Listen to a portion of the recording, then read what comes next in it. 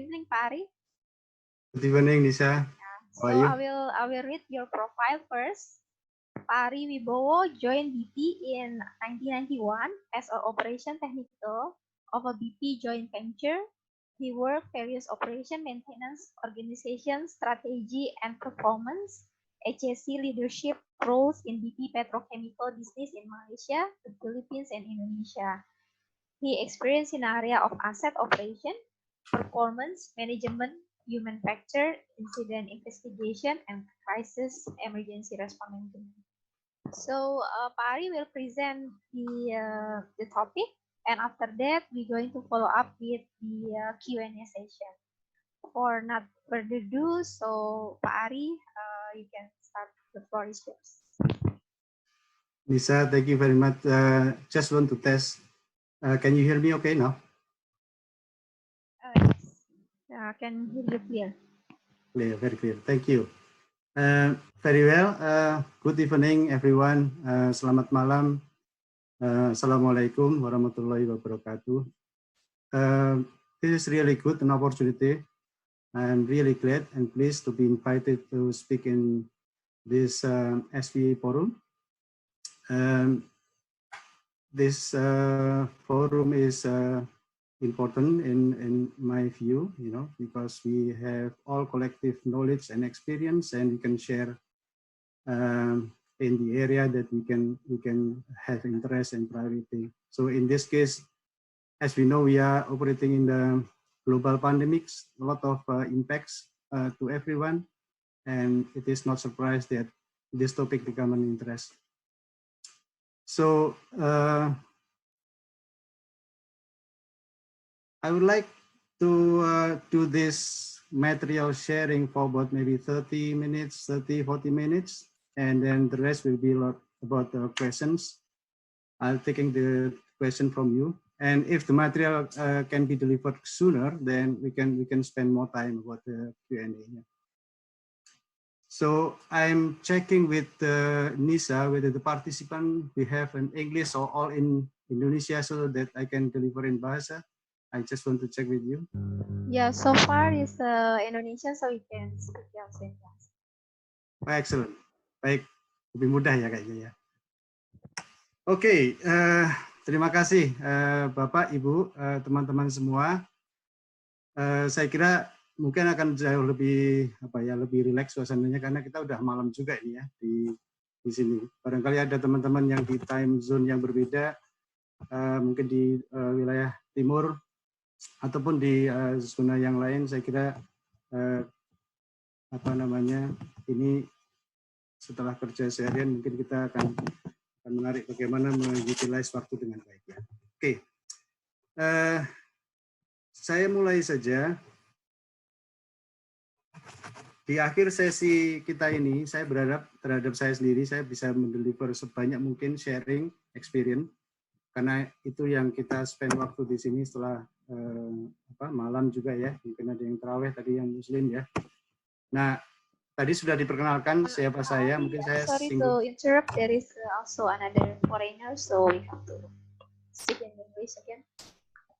Say again, Nisa, sorry. Yeah, there is a foreigner joined with us, so we have to speak in English. Oh, okay, no problem. Yeah, no problem. Right. So let's start later with introducing myself, and then I'll talk about the Tangguh LNG as an overview. It's important. It's not about talking about the operation itself. It's a context for you to understand what I want to talk about, to share with you, because without context,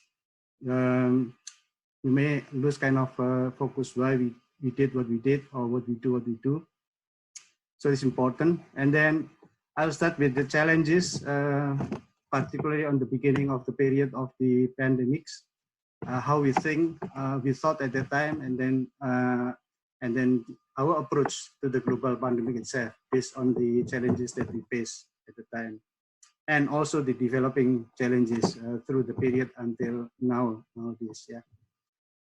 And then there are, of course, things that we think went well and very well, in fact, and opportunities. I'll cover that at the end of of the material I would like to deliver before taking your questions. So I'll do that as much as possible so that we can maximize our values.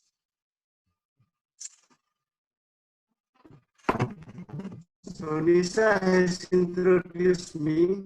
I don't think I will cover more, but 29 years of the industry experience in multiple business in BP in company, and then also moving through the 29 years of the experience. What I like so far is working in HSE. We deal with a lot of diverse business activities, challenges, and also talk about human performance and culture. Those are the area that I'm really kind of having passion on. Yeah, family, got 4 teenagers now, so a lot of practice that I'm doing with regard to how to implement what the knowledge that I have, and in terms of human performance and culture, building the culture at home is also challenging. And you got my contacts at the bottom, yeah, in case you need future reference or context. I'd like to discuss and share anything around the discipline I have and also others. So the next one, I would like to start basically, this is the first slide, the core slides. I have 14 slides, but the core slide is only 10, right? So I like to maximize basically conversations around this one. Yeah. Let me start with the, you can read the materials there, but I'd like to start with where is Tangguh LNG? You can see on the map, Tangguh LNG is on the province of Papua Barat in Indonesia. It's quite far, I think 4,000, 5,000 kilometers from Jakarta. And it's quite challenging in terms of the area. The location itself is in the south shore of the Bintuni Bay. So we're operating 3 blocks under the oil and gas regulations, and you can see the productions there. We have producing, or we are producing LNG from a year is around 7.6 million tons in a year. So in a day, it's around 1,400 mm of feed gas from our wells. Yeah. Interestingly, I just try to link with the pandemic. It's talking about people itself. So our workforce has spread from across the country as well as the globe. At the moment, normally we have over 13,000 people working in the area in Tangguh. And to transfer all of the people, mostly transfer from Jakarta. So our hub is Sorong normally. So from Jakarta, you fly to Sorong in Papua Barat, and then from Sorong, we change to the smaller fixed wings, move to Babu for about 1 hour flights from Sorong to Babu airstrip, and then transfer by boat about 1.5 hours to reach to Tangguh LNG site. So it's quite distance, I would say, to get there. And there is no other means of transportation other than our charter, whatever, boat or flight, and so on. So that is most of the people coming from outside of Papua Barat, but inside the Papua and Papua Barat, we have also workforce, and spreading from Manokwari, Jayapura, Biak, Sorong itself, and other area where we have a smaller hub. So we use Sorong, Manowari as a main hub. So for example, people who live in Biak or Jayapura, they will self-manage to get into the hub, either Manowari or Sorong, and to catch our charter flight. So it's quite complex in the dimension of how we manage people move from outside to Tangguh. So I tell you this because it will provide your context context to the topic that I would like to cover. So next is some pictures of our operations. You can see on the left-hand top side is the one of our offshore unmanned platforms. We have two operating at the moment, and we are building another two now in progress. And then in the middle, you can see LNG tanker being loaded. It's one of that 7 tankers we have. And then on the right is the showing LNG jetty, the existing LNG jetty. The picture on the, so you can see kind of incomplete jetty being built on the middle of the pictures. It's showing a jetty number 2 being constructed. And at the bottom is the Babu Camp. This is important hub to us. Everywhere you fly or come into Tangguh or get out from Tangguh is by this Babu Camp. So we upgraded the airstrip and now we are operating it jointly with the aviation's authority, of course, but most of the response and the facilities, we manage all of them. And that's resulted a lot of activities as well to take account the complexity of the response to the global pandemic. All right, so that is on the operation side. The next slide I would like to cover is the expansion project. I touched on this slightly earlier on the previous slide. So when I talk about 13,000 people is only doing this project, right? So the operations, normally we only have like 500 people, but this one is 13,000. What the project does and the cover is basically, I don't know if you can see my cursors. What we can see is this is the train 3 project. We are at the moment operating 2 trains, 2 LNG trains, train 1 and train 2, and we are building train 3. To support the building, of course, we need to have an infrastructure like camps, etc. And part of the scope is we building 2 jetties, right? The one in the middle here, the one that you saw in the previous pictures, is the LNG number 2, and we also building the what we call is BOF, bulk offloading facilities. So those 13,000 people delivering these projects and also offshore drilling activities. All right, so that is basically some picture, some context I would like to give before I move to the core material, which is sharing or discussing about the management of the pandemic itself. Now, this slide is basically introducing back like in December time, our thinking, at the time. How do we know if our site is actually free from coronavirus?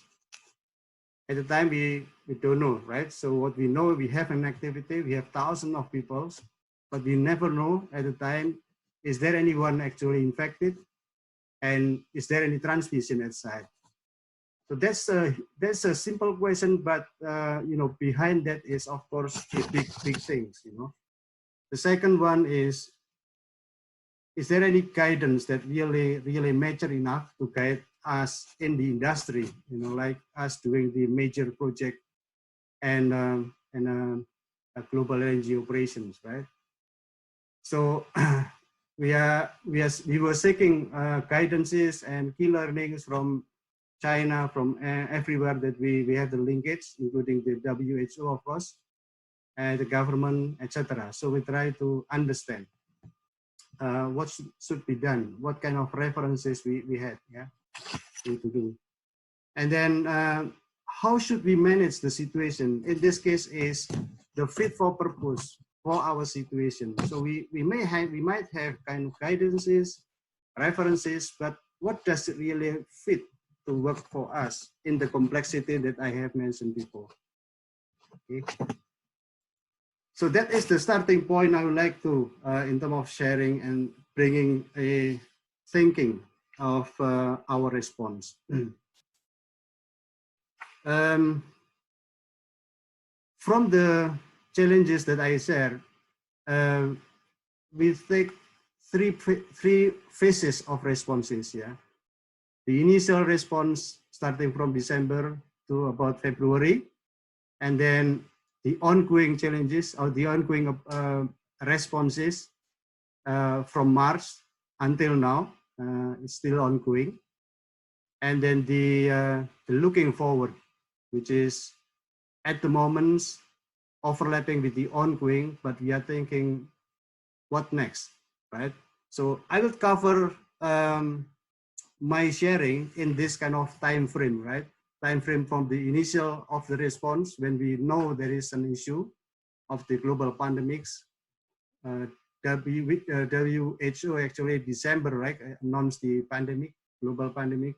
So from that one, and then the ongoing response is very important, and as well as the looking forward. So that's kind of time, three phases, three materials that I would like to share in this forum, right?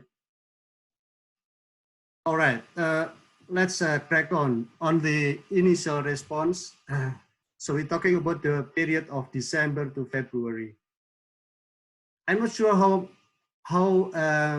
do you, if you are running an industry or business, managing an emergencies, right? So I assume also what I do is I'll talk about this in a bit more details so that those who are not quite familiar then has an appreciation to the effort that we did, right? So the first of the thinking on the challenges, part of the initial response, is about the values that we believe. The safety is our values, and we believe it's become much more important in the unprecedented challenges. What does it mean? Is a lot, to be honest. Any thinking, efforts, and considerations need to come back to this one. So, and you know, part of that, what we do is actually doing the assessment. It is basic. Like if you have problem, you need to get information. You assess situations based from the internal, external, anything, any information. So you do assessment. So that what we did as well, right? It's very common process. The same like the increasing team awareness and communications. I think people do this as well, right? It's common. Number three, about control travel. I think it's quite common thinking as well. Once we know that, we start restrict our travels inside and outside countries. We restrict that one, and also develop guidelines, you know, that's suitable with our situations. So this four, in my view, is common approach. Actually seems like easy, but it is not, to be honest, because of the context that I given, the diversity of the populations, the locations, we work in the rotations, and people doing off days and not necessarily easy to be contacted, etc. You know, there are a lot of challenges as well inside of delivering those four. So from that point, we're thinking, right, so this is different situations. And what we have in the company, we have three what we call 3 tiers of response or response organizations. We use the term incident management team or IMT, business support team, and executive support team. What they do basically is organizing unusual problem, right? Solving problems, which is unusual or business, not normal business, yeah. So the incident management team is the team managing incidents at the region level or at the tactical level as well. The business support team managing the bigger context, the more strategic thing in terms of business, you know. And the EST is the organization doing at the global level. So in this case, IMT and PST stay in our Jakarta office, while the EST is based in London. So gradually, from December to February, we decided to build the IMT. The IMT is already available 24 hours. Every week we are changing duty roster for this one. And in I think January we start activating partially the IMT, and then in February we start kind of more active IMT, and then gradually we fully activated the IMT after we also notified the SK Chemicals as the our kind of government representations in terms of coordinations, program and budgeting, etc. So it's quite a structure. One more thing I would like to share is this. The IMT normally is designed for incidents response and management. But in our case, we think that the only organization in the company that has formal structure outside of the normal organization structure is the IMT, the PST and the ST. That's easy. You just click a phone and everyone activated, etc. So that is the time, we're still working at the office. So as I mentioned, IMT was gradually activated, mobilized, and then, and so on, until now, the IMT is still activated.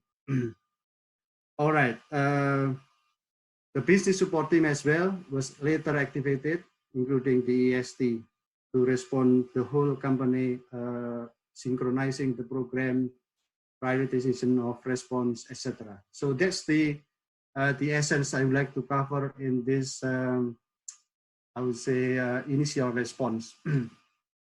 The next slide is covering about the ongoing response. This section is a lot more compared to the previous one because this is the real dynamic inside and outside of the response period. Of course, the first bullet mentioned the continuity of the previous initial response mode. So we built up responses from the initial response time. Yeah.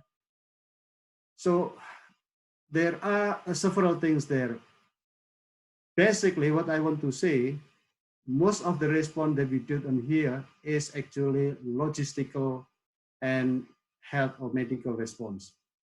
So that's why we're changing or modifying the structure of the IMT a little bit to match with the focus area or priority actions in the IMT.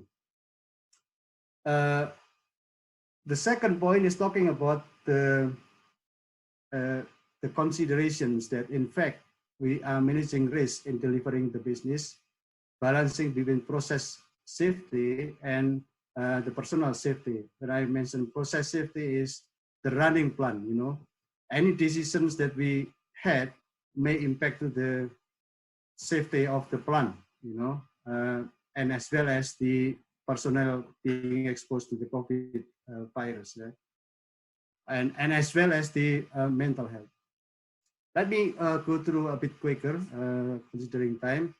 Rapid changes of external factors. We know there are a lot of various regulations changes from local, center, and local by means is within Jakarta, for example, Makassar, in Papua Barat as well. So there are diversity of approach by the regulators as well as the industry supporting us. So that's kind of adding kind of factor we need to think during the ongoing response even until now, to be honest. Right, so we consider 3 work locations. We had activities in Jakarta office. We still have activities in Bintuni, the Tangguh site, as well as the supply base in Sorong. This is supply base operated by our contractors, not by us, but this is critical supply base to support our drilling operations and logistical hub, right? So that's that's the essence why it is important. Sorry, clicking wrong button. So our approach on this one, first, for those who working from in Jakarta office, everyone work from home. So this was not difficult because we have established the technology in our computers and laptops. So we used to, work in computers remotely. So it's not an issue for us. Everyone work from home, just switch on. And prior to decisions, 1 week prior decision to start working from home, we have already mentioned to everyone. Everyone has to bring laptop home and also equipment home, so that once decided, everyone ready to work from home. So that's worked well. So that when we decided the date, which is 16th March, everyone is ready, up to speed on working from home, provided with the internet connectivity, of course. Set guidance on the safety working at home, as well as the for example, like ergonomics, electricity. We have checklists. Basically, people allowed to do the self checklist and all guidances. So, what I would like to share here is the importance of the mental health. Our first few weeks was not easy in terms of not about the deliverables of the work. It's about the mental health. For example, if you are used to work in the office, you are not being disturbed by your kids, maybe, right? Or you have an ongoing activities at home. So this providing distractions for the people to be focused on the business. So that's where low flexibilities and etc. There are various things that was not being experienced before by staff. So we allow flexibility. We maintain connections informally, so that will help people to be mindful, keeping deliverables of the business, but at the same time maintaining the mental health. We're providing employee assistance program and so on. There are a number of various programs on that itself. Yeah. All right. So. One more thing I would like to mention for the office work, we still open office for very limited operations. At the moment, we have drilling operations, as I mentioned before, and there is a special unit in the office actually to remotely monitor the drilling operations, and cannot be done through laptop and working from home. So that's the only limited number of activities we are still having at the office. Now on Tangguh, this is the big one. So we don't staff team at site to minimum level that can still deliver safety and operational. So there are safety and operational critical roles or positions, and once we decided that one, we reduced from 13,000 over people to now around 5,000 people. So a lot of people have been demobilized within 1 week since the decision. So it's quite massive logistical effort, with the objective basically to reduce risk in terms of people transmission, because remember that at the time we didn't know how many people may be infected, etc. So, and then we set up control quarantine. So control quarantine is really controlled, mean that we guarded the quarantine program for 14 days. We established 11 hotels for the quarantine program in maybe 3 days, basically. In 3 days, we already established 11 hotels, quarantine, and across the country. Jakarta, Makassar, Papua Barat, and Papua as well. So that was starting, you know, anyone who is preparing for going to the site, we asked to join the quarantine program, otherwise they will not be able to go to site. Something like that. And then we mandate rapid test and PCR or PCR, you know, PCR, because of the laboratory is only available in Jakarta and Makassar. So in Papua, we didn't have anything. So we use rapid test. But now, you know, because it's ongoing, now we mandated everyone doing PCR, so that that's why we changed the quarantine program in Papua to be in Ambon, and then do the PCR test there, sampling, and then send or analyze in Makassar or in Jakarta, so that everyone at Tangguh will go through PCR test. So that is the way we can assure that there is no kind of contaminations at the site. We are so tough on this because we have a breakthrough in Tangguh is very difficult to manage because it's remote, very constrained with the logistical support and etc. etc. Yeah.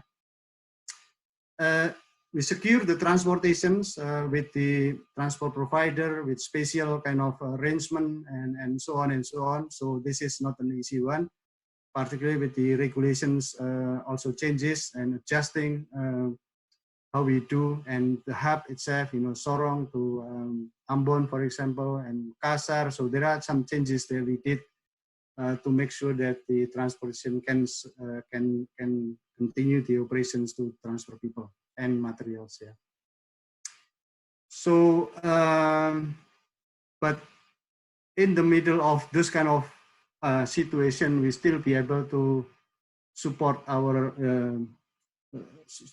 the Bintuni COVID Task Force through helicopters. You know, we fly our helicopters to support the emergency medical kits and foods in Bintuni area, because they also have some constraint on that. So again, flying helicopter is maybe sound easy, but flying to a location that you never have access to and remote and you don't have helipad, etc., it's like flying an emergency helicopter response, right? So it's quite an exercise as well to make sure all safe, yeah, and also not contaminated the crew, etc., etc.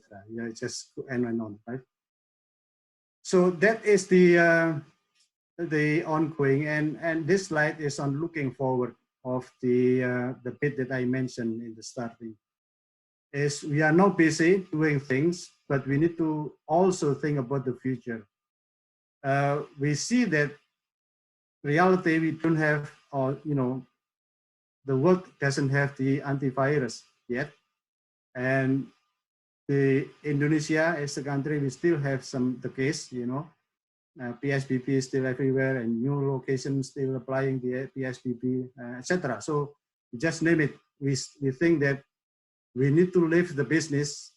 This is a new norm, so that we need to think this for longer term. Yeah, longer term means maybe not as quick as what we initially thought, etc. So what does it mean for us is we're resetting our office establishment. Just coincidentally that we are actually building a new, we are setting up a new office.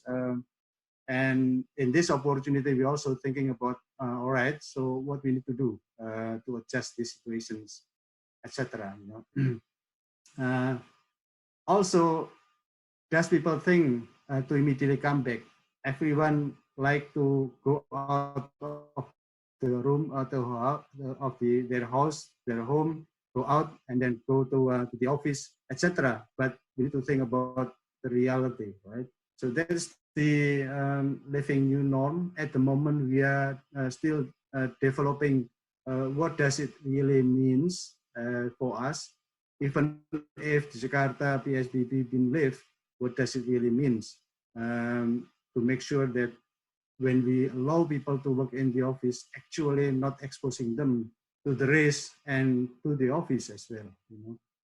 And also we think about opportunity to leverage business in these situations. And, reflections on how you organize the whole things. You know, for us in this like almost 2 months now, you know, 16 March, so almost 2 months now working in the, at home, from home, at home, is actually not disturbing at all in terms of the business deliverables, right? So the reflection is people reacting differently.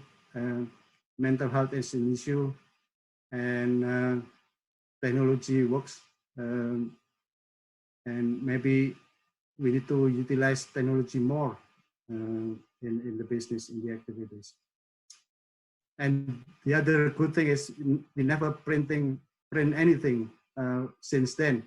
The only few document that we print is because legal or regulatory requires to print, right? So other than that, we all just use a digital sign, which is also being implemented in many areas.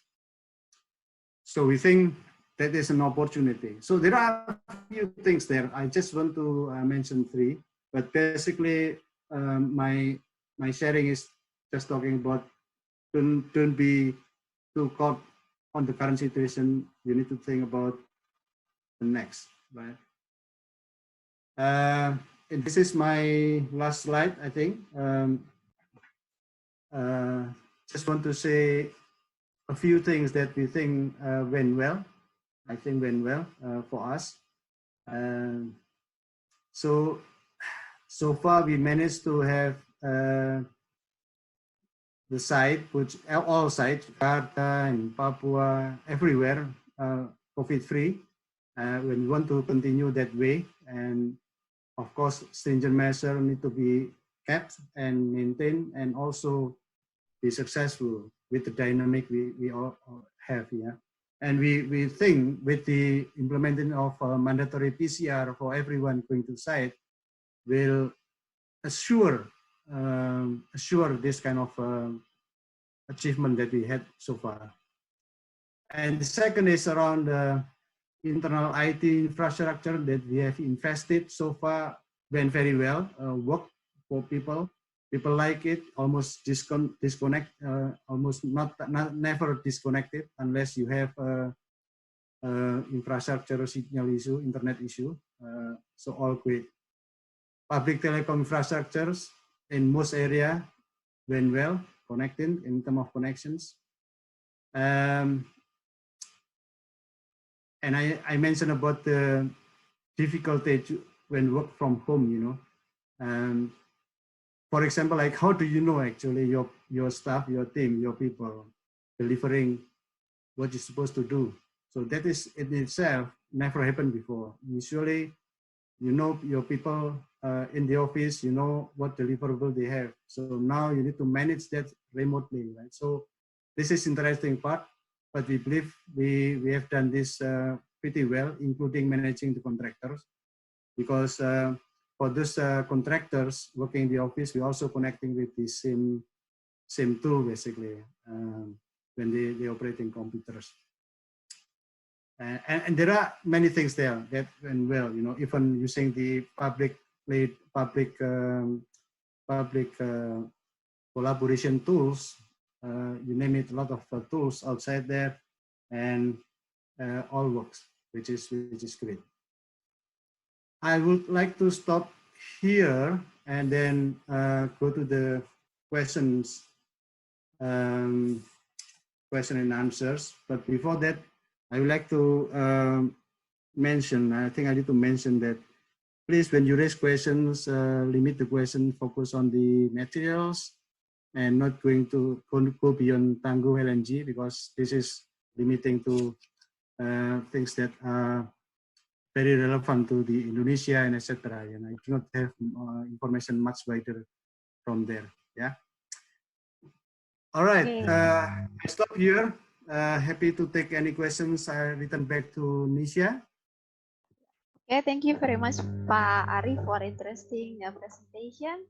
So now we are open for a Q&A session. You can put it on the chat or you can raise a hand.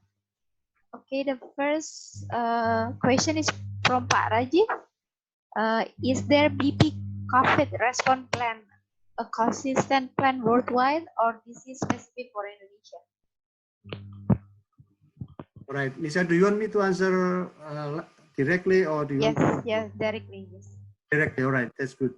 So before this pandemic happened, we already have pandemic response plan. The plan was developed based on the SARS and previous pandemic that we had. Even the impact was completely different, but we have the plans, the pandemic response plan. For example, when we had the SARS, we stockpile PPE, like pandemic PPE, I mean, right, at Tangguh. So we got thousands of PPE there, so that we do not have, during this response time, initial response or ongoing response, we didn't have so many worries about PPE. That was the part of the, I mentioned about pandemic response plan. Globally, we have a guidelines of the response plan, but as usual, your business need to adjust the guidance towards the suitability with the local kind of operations. Every operation may have specific risks and specific situations, and it is normal to adjust, your plan based on the local suitability demands. Yeah. So I think that's my answers, Nisha. Pak Razi, is it? Yes. And second question is from Pak William. Pak William, please. Yes, yes. Pak Ari, first of all, thank you very much for the wonderful presentation. I'm the current chairperson of SPE Java Indonesia. On behalf of SPE, really thank you so much, because it's a very detailed, very informative presentation. William, can you speak a bit up, please? Yeah. I was saying, thank you for the wonderful presentation on behalf of SPE Java, as I am the chairperson. And my question will be, having COVID as the main theme, is there any impact to your day-to-day operation with regards to the initiatives that you do to tackle COVID? For example, any change in shift or any impact to Tangguh Train 3 project, for example? And how does the management perceive given the situation? All right, so very good question, Pak William. So I think two things there in terms of the impact, right? So we changed the crew change schedule to what you call 6-2. Normally we do 3-3 or 4-4. I mean 3 weeks, 3 weeks, or 4 weeks, 4 weeks. So we changed to 6-2.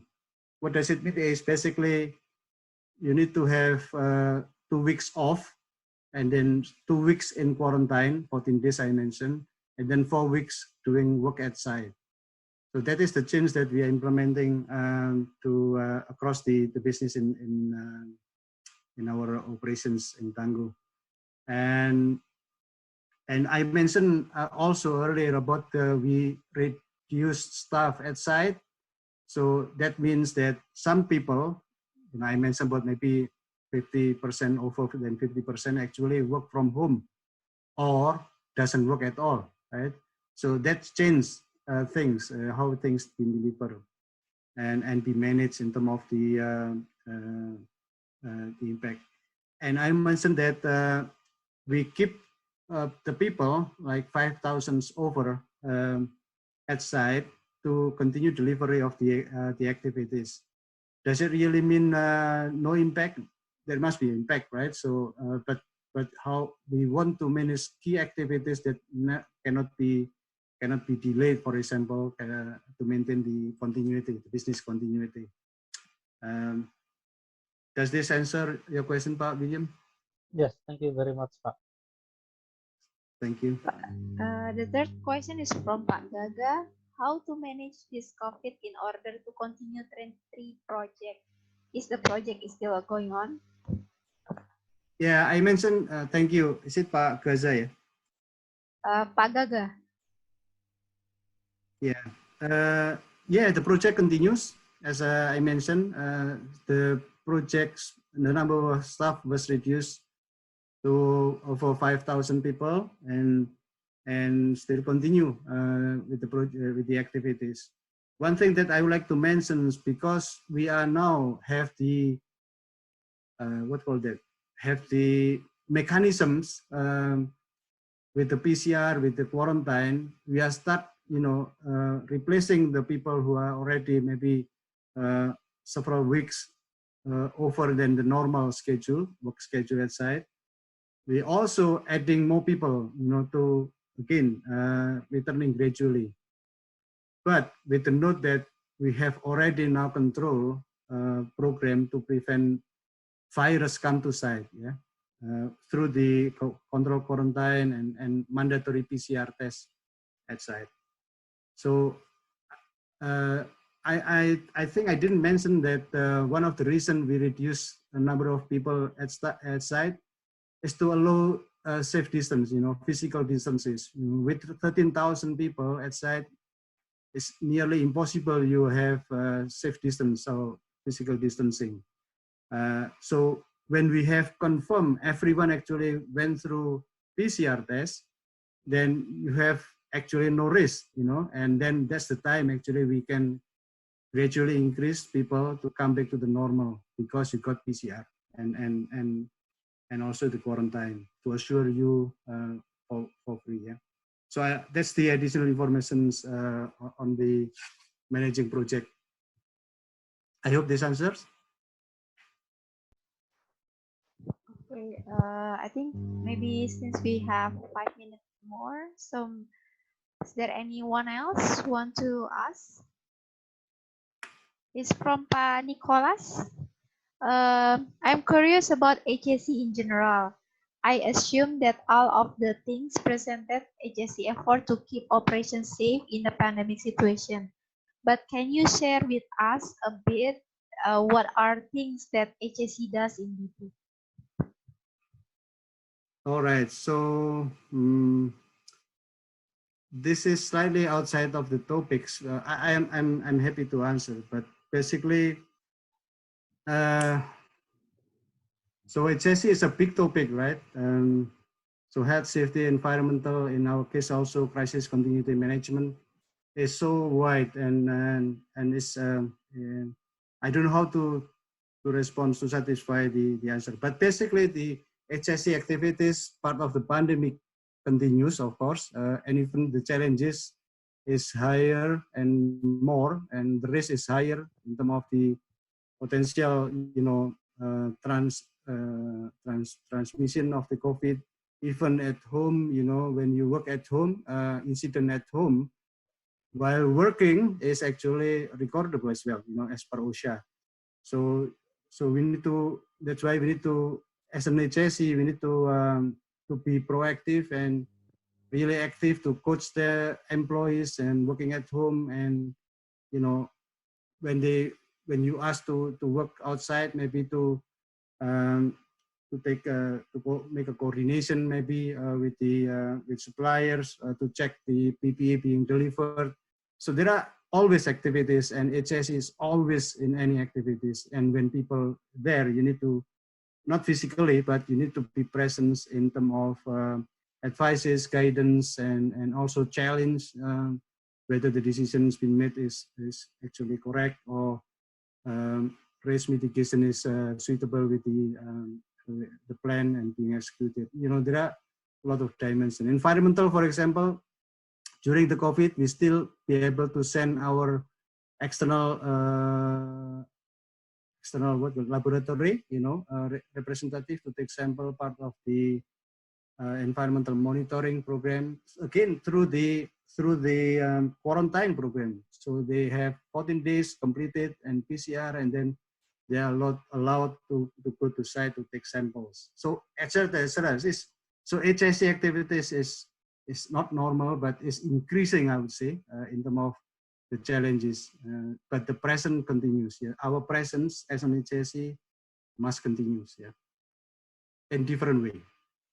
I hope this answer, Pak Nicholas. And if you want to have offline chat with me, you have my contacts in the previous slide. Or feel free to reach me out. Okay. Okay, maybe final question from me. Since you also have a lot of logistic, is for the train operation and also regular shipping of the LNG. So how you manage is the same procedure, or there are different procedure because it's come from a different like a shipping company? Logistical. So, for example, most of the basic logistic will be the same. Food, for example, like your camp management or food management or land transport management at Tangguh site will be the same. The only difference is the scale is different.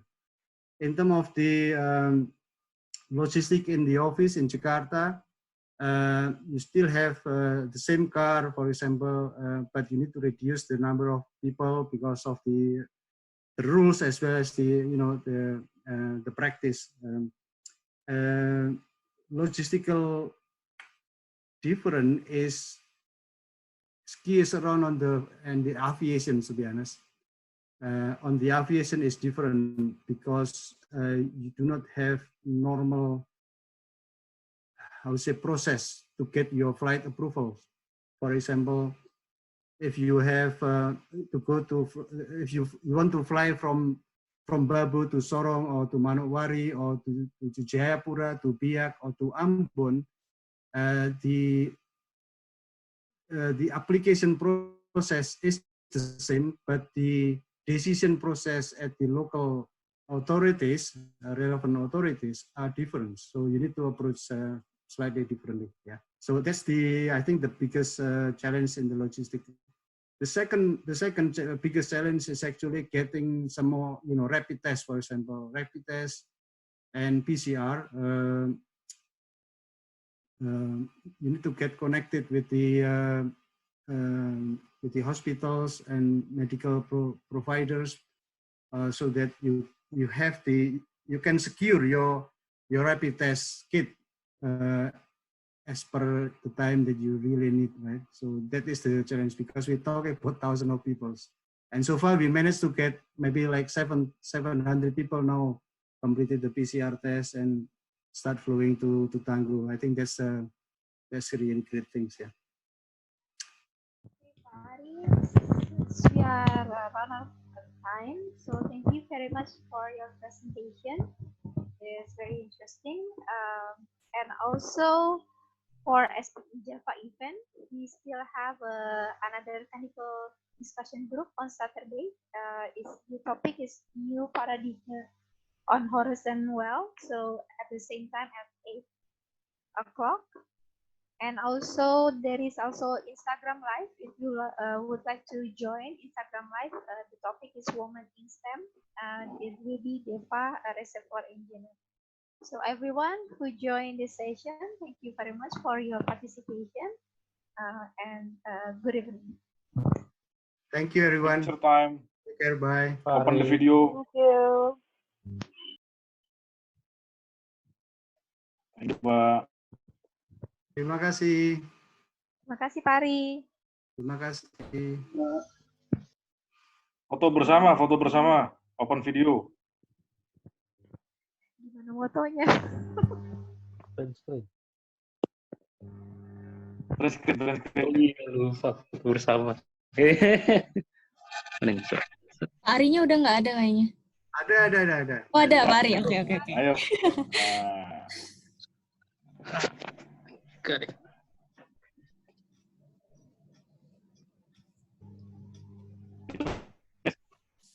Sudah?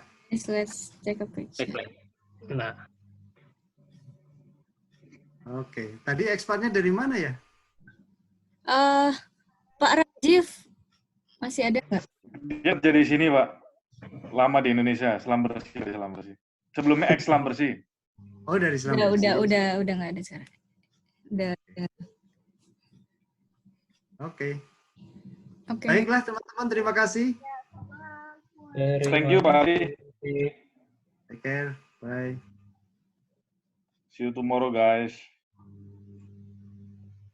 Thank you. terima kasih Pak Ari. Bye.